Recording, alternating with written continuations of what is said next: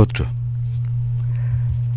প্রথম চিঠিটি পড়ব, পাঠিয়েছেন কানন কুমার মুখোপাধ্যায়, টেটিখোলা, বিবেকানন্দ পার্ক, দুর্গাপুর 12। অদম্য অধ্যবসায় দিয়ে স্বপ্নের ঘরটি বেঁধেছিল পাখিটি। তারপর পরম যত্নে সেই বাসায় আগলে রাখা ডিম ফুটে পৃথিবীর আলো দেখেছিল ফুটফুটে ছানাগুলো। বাচ্চাদের কিচিরমিচির শব্দে সাজানো ঘর তখন আহ্লাদে আটখানা। তারপর এক ভয়াল প্রাকৃতিক বিপর্যয়ে ভেঙে গেল ঘর। হারিয়ে গেল শৈশবের কিচিরমিচির। মা পাখিটি আজও অসহায় দৃষ্টিতে খুঁজে বেড়ায় তার হারিয়ে যাওয়া বাচ্চা আর সাজানো ঘরের অস্তিত্বটুকু। এভাবেই স্বপ্নের ঘর বেঁধে মনের মতো করে তাকে সাজিয়ে তোলার স্বপ্ন থাকে সকলেরই। রুচিবোধ অথবা অর্থনৈতিক অবস্থার তারতম্যে সাজানোর আঙ্গিক হয় ভিন্ন ভিন্ন। সাহিত্য রসিকের ঘরে শোভা পায় রবীন্দ্র, নজরুল অথবা বঙ্কিম রচনাবলী। আইনজীবীর বৈঠকখানায় শোভা পায় পাহাড় প্রমাণ, আইনের ধারা অথবা উপধারার প্রামাণ্য দলিল। চিত্রশিল্পীর দেওয়ালে শোভাবর্ধন করে লিওনার্দো দা ভিঞ্চির বিস্ময় সৃষ্টি মোনালিসা। সঙ্গীত রসিকের সাজানো ঘরে অনুরণিত হয় তানপুরার সুরমূর্ছনা। আধুনিক গৃহিণীর রান্নাঘরে পূর্ণতা মডিউলারের ছোঁয়ায়। হিমশীতল রান্নাঘরে, হিমশীতল স্নানাগারে উষ্ণ প্রস্রবণের ধারা অথবা প্রখর গ্রীষ্মে শয়নকক্ষে বাতানুকূল যন্ত্রের হিমাঙ্ক, এই সবই যেন সাজানো ঘরের সার্থক পরিপূর্ণতা। সবুজকে ভালোবেসে কেউ বা ঘর সাজান গাছগাছালির সহাবস্থানে। নিকোনো উঠোন, তুলসী মঞ্চ অথবা সান্ধ্য প্রদীপ শিখা আজ আর বড় একটা দেখা যায় না। ঘরে সেই সাবেকি অলঙ্করণ। তারপরেও কেউ সেই সাজানো ঘরের মায়া ছাড়েন রুজির টানে, রুটির টানে। কারো ঘর ভাঙে আইলা, ফণি, আমফান অথবা বুলবুলের মতো প্রাকৃতিক বিপর্যয়। যাযাবরের মতো কাটে দিগ্ভ্রান্ত ছন্ন ছাড়া জীবন। নিজের মতো করে আবার নতুন করে সাজিয়ে নিতে হয় নতুন ঘরের চার দেওয়ালের পরিধিকে। জীবনের অন্তিম যাত্রার প্রাক্কালে পড়ে থাকে এই বিলাসবহুল সাজানো ঘর। ভারী হয় প্রিয়জনের আর্তনাদ। সব মায়া মমতার বন্ধন ছিন্ন করে পাড়ি দিতে হয় মহাপ্রস্থানের পথে। কানন কুমার মুখোপাধ্যায়, টেটিখোলা, বিবেকানন্দ পার্ক, দুর্গাপুর 12 থেকে পাঠিয়েছিলেন। আসছি পরে চিঠিতে। আহেলি কর, রামচন্দ্রপুর, সাঁকরাইল, হাওড়া থেকে। যেন সাজানো ঘর বিষয়টি শুনি প্রথমে মনে পড়ল ধরিত্রী মায়ের কথা। কেন বলতো? কারণ 5ই জুন বিশ্ব পরিবেশ দিবস কুইজের কুইক উত্তর এটুকুই জানতাম। একদিন স্কুলে শুনলাম বসুন্ধরা দিবসের কথা। আমরা বসুন্ধরা কোলে বসবাস করি, তাই বসুন্ধরা আমাদের ঘর, তাকে সাজিয়ে গুছিয়ে রাখা আমাদের কর্তব্য। ক্লাসে একদিন ম্যাডাম বলেছিলেন। আমরা ম্যাডামকে খুব ভালোবাসি, তাই উনি যা বলেন আমরা সেটা করার চেষ্টা করি। সেই জন্যই আমরা কয়েকজন মিলে সিলেবাসের বাইরে এই নাম দিয়ে একটা দল করেছি আর সংকল্প করেছি আমরা সত্যি মানুষ হয়ে উঠব আর বসুন্ধরাকে সুন্দর রাখব। 24 ঘন্টা 6 ঘন্টা স্কুলে, বাকি সময়টা কাটে বাড়িতে, রাস্তায় অথবা বাজারে। যেহেতু চ্যারিটি বিগিনস অ্যাট হোম, তাই ঘর সাজানোর কাজে মাকে একটু সাহায্য করি। নিজের ক্লাসরুমকে পরিষ্কার পরিচ্ছন্ন রাখতে সচেতন থাকি। কেউ কোনো জিনিস রুমের মধ্যে ফেললে তৎক্ষণাৎ তুলে ডাস্টবিনে ফেলি। তাদেরকে বলি ডাস্টবিনটা ব্যবহার করতে। প্লাস্টিক প্যাকেটে খাবার কিনে খেতে বারণ করে বন্ধুদের, অন্যান্য ছাত্রছাত্রীদের। প্লাস্টিকে ভয়াবহতা সম্পর্কে সজাগ করতে আমাদের দলে ছেলেমেয়েরা মিলে আমরা টিফিনে পুরো স্কুল ঘুরে নজরদারি করি এবং অন্যদের বোঝাইও। ঘরের আবর্জনা রাস্তায় না ফেলে নির্দিষ্ট জায়গায় ফেলি। খোলা কলে জল পড়ে যাচ্ছে দেখলে বন্ধ করি। বাবা বা কাকুর বাজার যাওয়ার সময় হাতে কাপড়ে ব্যাগটা ধরিয়ে দিই। এবারে বিশ্ব পরিবেশ দিবসে আমাদের দল ঠিক করেছি আমাদের ব্যবহৃত খাতার পাতা দিয়ে বানানো ঠোঙা দোকানে বিলি করব। বর্ষা তো এসে গেল। এবছর বর্ষায় আমরা ভেবেছি খেয়ে ফেলা ফলের বীজকে যতটা জায়গায় পারবো ছড়িয়ে দেব। সবুজে সবুজে ভরে উঠবে বসুন্ধরা। আশা করি আমাদের দলের সকলে আন্তরিকতার প্রচেষ্টায় বসুন্ধরা নামক ঘরটিকে সাজিয়ে গুছিয়ে সুন্দর করে তুলতেই পারব। আহেলিকর, রামচন্দ্রপুর, সাঁকরাইল, হাওড়া। সানাই পাত্র আপনার নাম, মেদিনীপুর শহর, পশ্চিম মেদিনীপুর থেকে।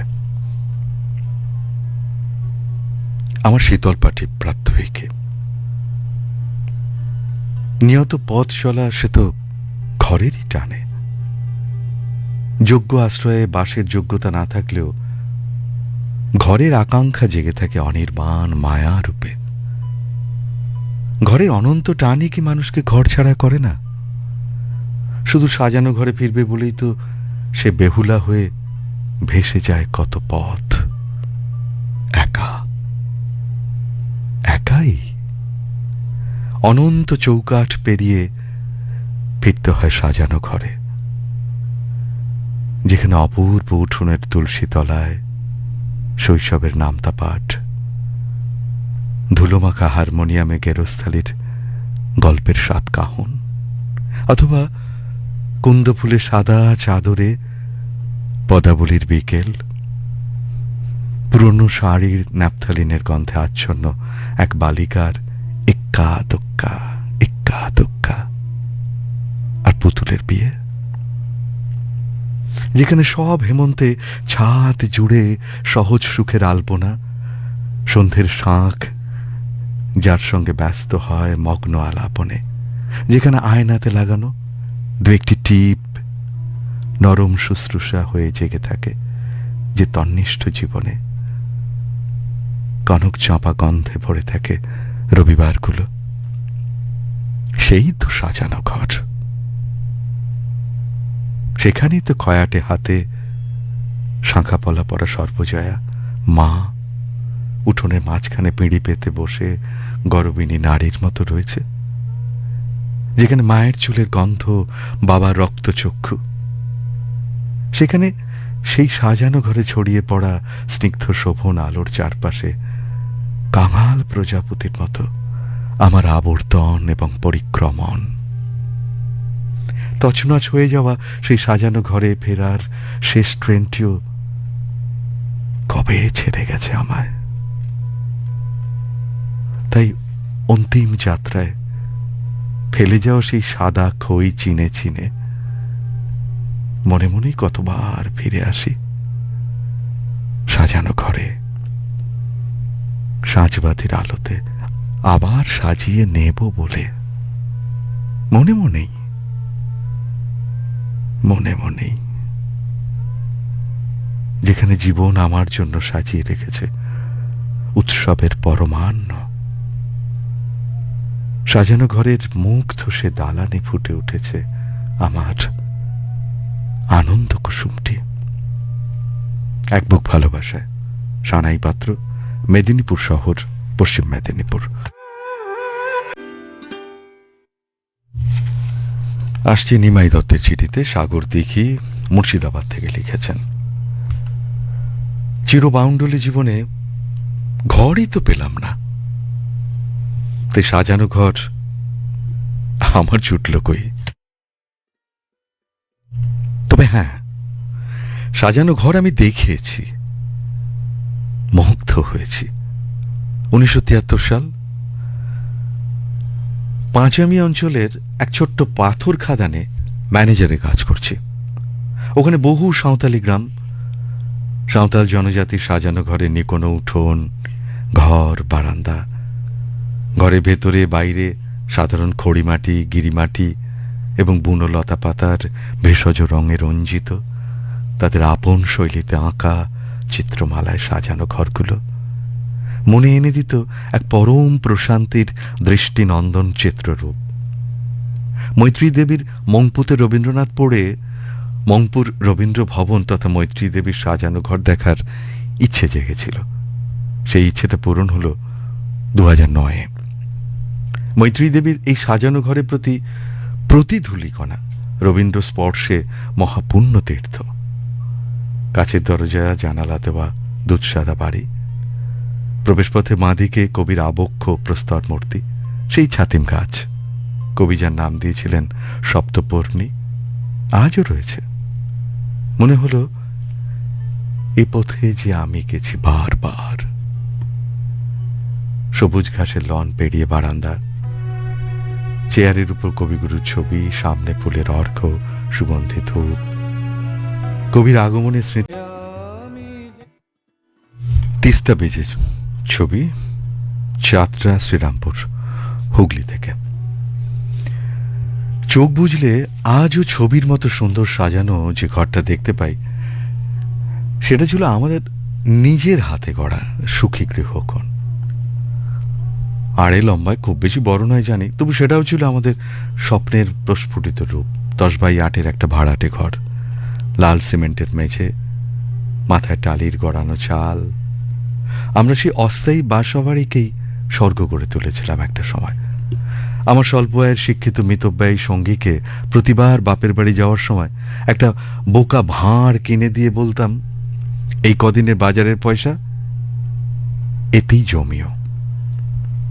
আমি ফিরে এসে সেই ছোট্ট ব্যাংক ব্যালেন্স ভেঙে কখনো শোকেস, কখনো বুককেস, কখনো ফেরিওয়ালার কাছে মিটকেস কিনেছি। আর আমাদের স্বপ্নরা একটু একটু করে পাপড়ি মেলেছে সেই 10x8-এ। এক বছর মায়েশের রথের মেলায় পোর্সেলিনের উপর পড়ি আঁকা দুটো ফুলদানি কিনেছিলাম। প্লাস্টিকের বেল ফুল ভরে দিয়েছিলাম তার বুক। সেই কৃত্রিম হাসি তো ঝলমল করত আমার নবীন সংসার। আর বেশ মনে আছে, একবারে টাকায় টালির চালের ভেতরে বানানো হলো দরমার ফলস সিলিং। মশি পড়া টালির দেঁতো হাসি বুঝে সারা ঘরে ছড়িয়ে পড়ল একটা নির্মল প্রশান্তি। সে বছরেই মহালয়ের আগের সন্ধে ঘরে এলো প্রথম টিউবলাইট। ঠিক হলো ভোর 4টেতে আকাশবাণী বিপ শুরুর সঙ্গে সঙ্গে আমরা দুজনে একসঙ্গে টিপে ধরবো আলোর সুইচ। উত্তেজনায়, আনন্দে সারাটা রাত ঘুমই এলো না। তিল তিল করে জমানো টাকায় কেনা লোকাল কোম্পানির রেডিওতে যেই সূচনা মিউজিক শুরু হলো, অমনি আমাদের যৌথ আঙুলের চাপ পড়ল নির্দিষ্ট সুইচে। মুহূর্তে সাদা আলোয় ভরে উঠল আমাদের ঘরখানা। সে কি আলো! সেই আলোয় আমাদের 3 বছরের ছোট্ট মেয়েটি ঝর্ণার মতো খলখলিয়ে উঠল কচি গলার কবিতায়। তাকে সাজানো বিয়ের উপহার, বঙ্কিম, শরৎ, রবি ঠাকুরেরা তারাও হেসে উঠল। বিশ্বাস করো প্রাত্যহিকী, এখন আমার শ্রীরামপুর শহরের বুকে আধুনিক ডিজাইনের 2 মহলা বাড়ি। তবু সেই মহালয়ের ভোরের টিউবলাইটের আলোর মতো কোথাও এমন পবিত্র আলো খুঁজে পাই না। প্রথম যুগে প্রথম আলোর রশ্মি, সেই সাজানো ঘর আজও আমাকে টানে, ভীষণ টানে। ভালো থেকো বন্ধুরা। তিস্তা ব্রিজ, যাত্রা শ্রীরামপুর, হুগলি। গোকুল মাইতি, ক্ষীরপাই, পশ্চিম মেদিনীপুর থেকে আপনার চিঠি। জীবন চলে অন্ধকারে গা ডুবিয়ে। সময়ের সৈকতে যখন যা পায়, এই ঝিনুক, নড়ি, মুক্ত কুড়িয়ে কুড়িয়ে ঘর সাজায়। হঠাৎ কখন কালের রাখাল ঝড়ের দাপটে সাজানো ঘর গুঁড়িয়ে দিয়ে যায়। ওই দেখো, ঘর হারা এক পাগলি বুড়ি। এই পৃথিবীর সব ঠাঁই ওর ঘর, দুদিনের বাঁধা ঘর। তাকেই সাজায়, আবার চলে যায় অন্য কোথাও। একটা জীর্ণ ভাঙা পোড়ো মন্দির, ভেতরটা হিম অন্ধকার, যেন এক প্রেতের কঙ্কাল। ওটাই এখন ওর ঘর। কিছু ভাঙা প্লাস্টিক, শিশি, বোতল, নড়ি পাথর, এসবই এমনই সব উজ্জ্বল হীরার কুচি। এই দিয়ে সাজানো ঘর সংসার। এইমাত্র রাস্তা থেকে কয়েকটা ভাঙা কাপ প্লেট কুড়িয়ে এনেছে। এই তো আমার ডিনার সেট। শোকেসটা কোথায় গেল? আলমারিটা, আমার বিয়ে বেনারসি। আরো একটা আশ্চর্য সাজানো ঘর ছিল তার। আলো লিকার, টেরাকোটা স্বপ্নের সংসার, সুখ, আশা, ভালোবাসার আলপনা। তা দিয়ে আঁকা এতগুলো বাসা, মাটির ঘর, গরিব মেয়ের তাতেই স্বপ্ন ছিল বুকে। স্বামী সংসার নিয়ে একটা সুন্দর পরিবারটি সুখী ঘর সাজিয়ে তুলবে সে। কোল আলো করে পরপর এলো এক পুত্র আর এক কন্যা সন্তান। লোকে বলতো সাজানো সংসার। মাটির ঘরে একটা কাঠের শোকেস, একটা আলমারি, টেলিভিশন, এমনই সব নিম্নবিত্ত চাহিদার টুকিটাকি আসবাবপত্র। নিকোনো উঠোনে বেল, জুঁই আর মালতী বিতান। আপন মনের মাধুরী মিশিয়ে সুখী গৃহকোণটি সাজিয়ে তুলল সে নান্দনিক সৌকর্যে। স্নেহ, প্রেম, ভালোবাসার আতর গন্ধে ম ম করত ঘরটি। ছেলে মেয়ে দুজনেই মেধাবী, উচ্চশিক্ষিত। তারপর ছেলে বিদেশে মিউনিখে, আর মেয়ে স্বামীর সঙ্গে প্রবাসে। হঠাৎই টর্নেডো নেমে এলো জীবনে। স্বামী চলে গেলেন হার্টস্ট্রোকে। ছেলে মাকে ভুলিয়ে দলিলে সই করিয়ে ঘর ভিটে বিক্রি করে চলে গেল। স্বামী নেই, অন্ন নেই, আশ্রয় নেই। ক্রমে ক্রমে বদ্ধ উন্মাদ হয়ে গেল আলোলিকা। আর সেই সাজানো ঘর, স্মৃতি বিস্মৃতির ঘোরে আজ যেন এক মূর্তিমান মিষ্কালো মৃত ওরাংওটাং। তবুও সে আজও ঘর সাজায়, স্বপ্নও বুঝি দেখে। গোকুল মাইতি, ক্ষীরপাই, পশ্চিম মেদিনীপুর। প্রতিমা দালাল, খরসরাই, মনসাতলা, হুগলি থেকে। আমার ছিমছাম সাজানো মাটির ঘর। এই সাজানো ঘর কথাটির মধ্যে ঘিরে রয়েছে একটি মায়া।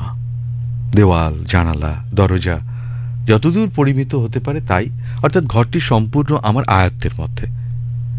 একে মাজা ঘষা, ধোয়া মোছা দুঃসাধ্য নয়।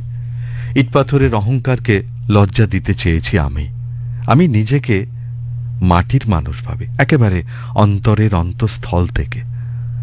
আসবাবপত্রে বাহুল্য নেই ঘরের মধ্যে, শুধু মেঝে জোড়া শ্বেত শুভ্র বিছানা, জানালার দিকে স্ট্যান্ডের উপর টবে রাখা একটি বাহারি গাছ, একদিকে একটা সেক্রেটারিয়েট টেবিল, পেনদানি সহ লেখালেখির কয়েকটি জিনিস। পুরনোকে আঁকড়ে ধরে থাকার মানুষ আমি একেবারে নই।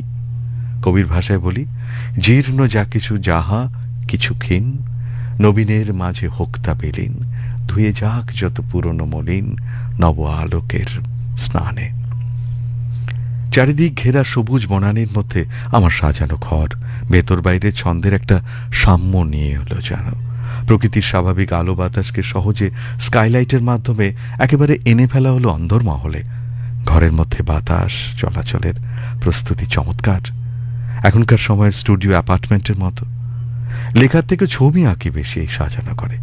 দুটো জানালা এই সাজানো ঘরে বিশেষ সৌষ্ঠব। প্রয়োজন আর সৌন্দর্য চেতনাকে মিলিয়ে দিয়েছে অনায়াসে। উন্মুক্ত আকাশের দিগন্ত বিস্তারী রূপ দেখার জন্য মন আকুল হয়ে ওঠে ভেতরে ভেতরে। আজকের দিনে মাড আর্কিটেকচার ব্যাপারটা স্থাপত্য পরিবেশের সাজুজ্য রেখে গড়ে তুলতে চায় মানুষের আবাস, যেখানে খরচের মাত্রাও অনেকটা কম। পরিবেশ, ঐতিহ্য এবং দৃষ্টিভঙ্গির বাস্তবতা, মৌলিক চিন্তা ভাবনা এবং সর্বোপরি সৌন্দর্য চেতনা এবং প্রয়োজনীয়তার নিরিখে রূঢ় ইট কাঠের উচ্চতাকে দূরে সরিয়ে আমার সাজানো ঘরটি যেন নতুনত্বের দিশারি, মানসিক শান্তির আবাসস্থল। প্রতিমা দালাল, খরসরাই, মনসাতলা, হুগলি থেকে পাঠিয়েছিলেন।